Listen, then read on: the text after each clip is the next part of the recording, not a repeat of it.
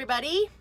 I just got off a coaching call with some clients where we were discussing how to talk to kids about what happened in Texas and about school shootings and things like that. And it really inspired me to make a video for everybody about these topics. And you know what really inspired me was something that the mom in this couple said, which was, you know, these kids shouldn't need to be thinking about this stuff. And there's two elements in that sentence that I think basically say it all. The first is kids shouldn't blah, blah, blah. Anytime we're saying should, we're really putting this sort of like magical thinking on something that's really not going to help us in this situation. I mean, you're right. We're all right when we think like it shouldn't be this way. Correct. And it is this way. And when we start to say should, that's really just our ego trying to be controlling about things it can't control and all of those things. So just kind of throwing that out there. The second piece is when this mom said to me, they shouldn't need to think about this stuff. Well, the truth is our kids don't need to think about this stuff. Even in a world where this stuff exists, they don't need to, but some of them are. And maybe one of the reasons why they are is because someone brought it up to them at school, and maybe not. But for whatever reason, our circumstances, and this is normal in every childhood, our circumstances kind of put awareness into our heads, and now we are thinking about something, or we have curiosity about it, and thinking about the things that kids might be thinking about when they become aware, or if they become aware of what happened in Texas, is kind of the way that we wish they didn't have that awareness, but also it's the awareness that they probably were going to have at some point. Awareness about mortality and danger and fear and hurt and pain. All of those things that we don't wish that our kids had to face, but they do. And that's the real message that really came through in this coaching session with this couple, is like, this is kind of our job as parents, period, is to take these divine, magical creatures and teach them how to live earthside in this terrestrial world that is far less magic than they deserve.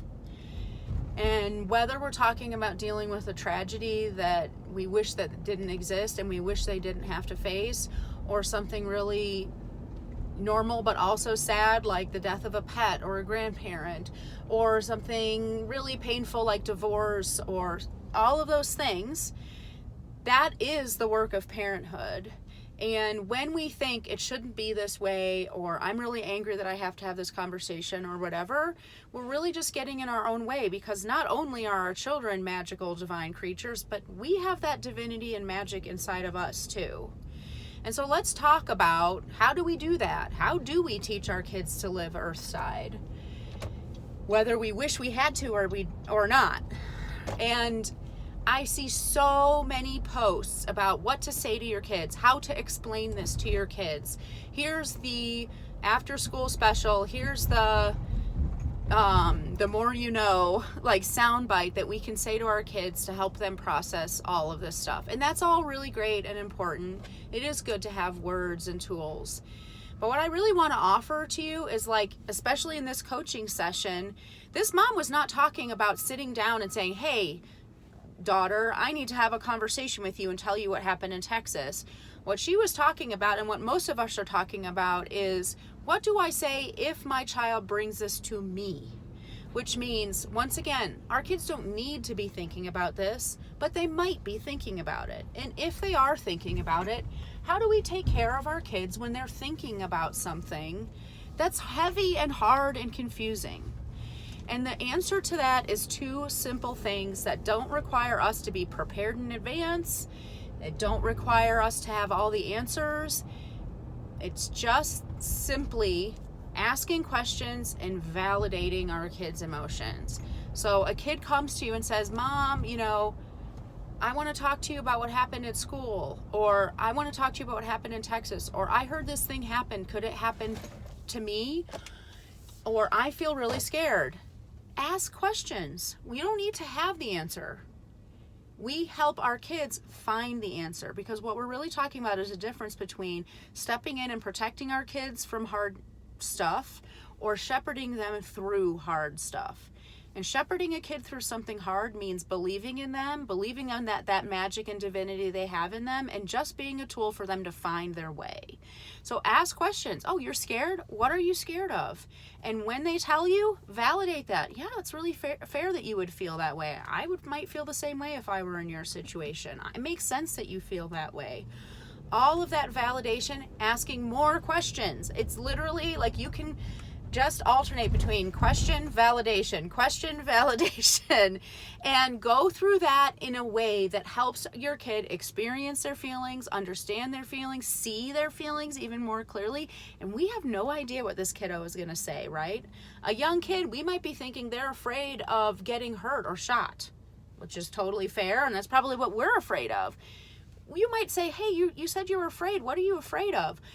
I'm afraid that I'm going to have to sit under my desk. I'm afraid that I'm going to have to miss lunch. I'm afraid of my teacher yelling. I'm afraid of my teacher being scared. What if I see another kid cry? We have no idea the imagination or the things that these kids might be experiencing and what lens they're looking at things through. So if you can allow yourself not to have the answers, not to know exactly what right combination of words is going to help your kid feel the way you want them to feel, and you hope that you can protect them from the stuff around them, switch that around from needing to control and know and manage to trusting that you and your child both have the ability to navigate hard things, that your purpose as a parent is not to protect and control and fix, but to shepherd and believe and trust. And see where that conversation goes. And we have no idea where it might lead, somewhere completely separate from where we might think, something totally unrelated to the original topic. And that's great. It's not a problem. So I really want to offer that to you today.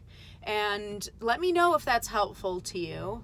Let me know if I can help you further. And I hope you're having an amazing day connecting with your kiddos, holding them tight and loving them so much.